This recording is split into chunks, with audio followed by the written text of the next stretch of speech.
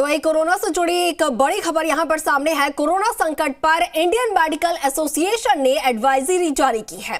इस एडवाइजरी के मुताबिक लोगों से यह कहा गया है कि वो पब्लिक प्लेस पर मास्क जरूर लगाएं और भीड़ वाले आयोजन से बचें। तो वहीं विदेश यात्रा से भी बचने की यहां पर हिदायत दी गई है। तो बड़ा अपडेट आपको बता रहे हैं कोरोना संकट से जुड़ी हुई ये बड़ी खबर। आपको बता दें कि यहाँ पर IMA की तरफ से एक एडवाइजरी जारी की गई है कोरोना को देखते हुए, और एडवाइजरी में कहा गया है कि आप मास्क जरूर लगाएं, इसके साथ ही भीड़ वाले आयोजन में जाने से बचें और विदेश यात्रा से भी बचें। तो कोरोना के नए वेरिएंट को लेकर केंद्र सरकार एक्शन मोड में अब नजर आ रही है। सरकार ने एयरपोर्ट पर विदेश से आने वाले यात्रियों की रैंडम जांच के निर्देश दे दिए हैं और सूत्रों के मुताबिक इन पर जल्द ही नई गाइडलाइन भी जारी की जा सकती है। चीन में मिले ये सिर्फ 1 एकड़ जमीन पर कृषि करके हर महीने 1 लाख तक कमाते हैं। इनसे सीखना है तो फ्रीडम ऐप को अभी डाउनलोड कीजिए। कोरोना के BF.7 वेरिएंट के लिए यहाँ पर 3 मामले भारत में भी निकले हैं। इनमें से 2 गुजरात के हैं, बल्कि एक केस जो है वो ओडिशा से सामने आया है। फिलहाल तीनों मरीज जो हैं वो ठीक हो चुके हैं।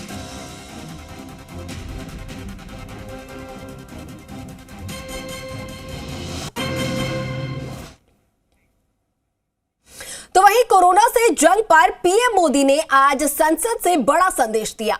आज पीएम मोदी जब राज्यसभा में पहुंचे तो उन्होंने मास्क पहना हुआ था और आज से ही संसद के दोनों सदनों में सांसदों के लिए मास्क अनिवार्य किया गया है। मास्क के जरिए पीएम मोदी ने यह संदेश दिया कि भीड़भाड़ और सार्वजनिक जगहों पर मास्क पहने, क्योंकि इससे कोरोना से बचा जा सकता है।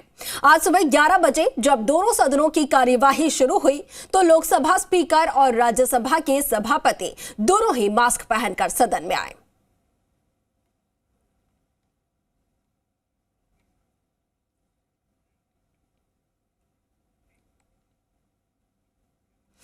पीएम मोदी राज्यसभा में मास्क में दिखे तो वहीं राज्यसभा सभापति भी मास्क में यहां पर नजर आए हैं। इसके साथ ही लोकसभा स्पीकर ओम बिरला भी मास्क लगाए हुए यहां पर भवन में पहुंचे। आपको बता दें कि संसद में मास्क लगाकर चारों जो यहां पर दिग्गज हैं वो पहुंचे और इसी के साथ संदेश देश भर को यहां पर दिया गया है कि जिस तरीके से कोरोना के मामलों में बढ़ोतरी देखने को मिल रही है उससे एक ही बचाव है और सबसे आसान और यहाँ पर असरदार जो उपाय है वो यही है कि आप जब भी सार्वजनिक जगहों पर जाएं तो मास्क जरूर लगाएं।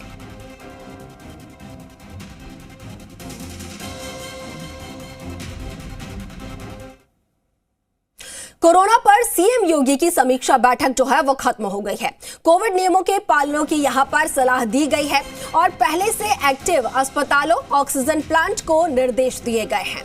भारत में अभी चिंता की बात हालांकि नहीं है, लेकिन फिर भी अलर्ट मोड पर अब यहां पर प्रशासन है और सीएम योगी ने बैठक इसको लेकर की समीक्षा बैठक जो कि अब खत्म हो गई और इसी के साथ निर्देश यहां पर दिए गए हैं कि कोविड नियमों की पालना फिर से शुरू की जाए।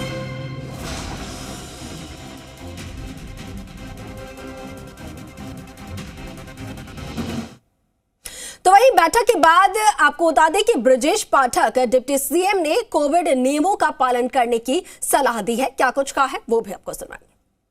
कोरोना एक बार फिर से चीन में बढ़ रहा है, कैसे क्या उत्तर प्रदेश में आप लोगों की तैयारी? सरकार सतर्कता के साथ आगे बढ़ रही है। सभी मुख्य चिकित्सा अधिकारियों को, जिलाधिकारियों को संदिग्ध मरीजों की जांच के आदेश दिए गए हैं और कोरोना गाइडलाइन का अनुपालन के लिए एडवाइजरी जारी की है कि सामाजिक दूरी बनाएं, मास्क लगाएं। इसके अलावा भीड़ भाड़ वाले इलाकों में जब भी जाएं तो एक दूसरे से टच न करें और हैंड सैनिटाइजर का उपयोग करें। आज एक बड़ी बैठक भी आप लोग ले रहे हैं? हाँ, कोरोना पर एक बड़ी बैठक अभी माननीय मुख्यमंत्री जी के साथ है और उसमें हम लोग तय करेंगे क्या करना है आगे। तो बैठक के बाद बीजेपी से सांसद मनोज तिवारी ने भी कुछ यहां पर आपको बता दें कि एडवाइजरी को लेकर कहा है। क्या कुछ कहा है वो भी आपको सुनवाते हैं।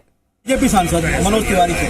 मनोज जी, आप मास्क पहने हैं और जिस तरह से कोरोना के मामले बढ़ते जा रहे हैं, प्रधानमंत्री उसको मीटिंग भी कर रहे हैं, ये मास्क अब क्या लग रहा है कि अनिवार्य करने का समय आ गया है? देखिए, सदन में तो अनिवार्य हो गया। आज सदन में जब हम लोग घुस रहे थे संसद के अपने हाउस में तो हम नहीं पहन के आए थे, लेकिन कल से हम इंस्ट्रक्शन तो सुन ही रहे थे तो सदन में जाने के पहले गेट पे ही मास्क रखे हुए थे कि उसको लगा कर ही जाना है, स्टाफ लोग दे रहे थे और हम इस सतर्कता का सम्मान करते हैं और हम पूरा इसमें सहयोग करेंगे क्योंकि हम बहुत भयावह स्थिति कोविड का देख चुके हैं अपने देश में।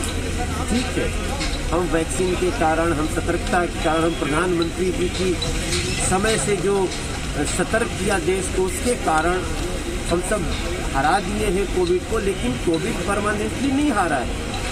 आज चाइना में ऐसी स्थिति है जिसकी जानकारी आते ही मन और हृदय कांप जा रहा है। तो ऐसे में भारत सतर्कता बरत रहा है और सभी को इसका पालन करना है। कहता है कि अग्र सोची सदा सोची, प्रधानमंत्री एक बार फिर से अभी दस्तक भी दे रहा है। तो तक उन्होंने रिव्यू मीटिंग आज किया है, 3:30 बजे बैठक करेंगे। लग रहा है कि ये रिव्यू मीटिंग समय से पहले करना और जरूरी है, बहुत आवश्यक है। इतनी हमें बड़ी प्रशंसा करनी चाहिए नरेंद्र मोदी जी की कि जब तक ये तो बीमारियां ऐसी हैं कि समय रहते आपको सोचना पड़ेगा।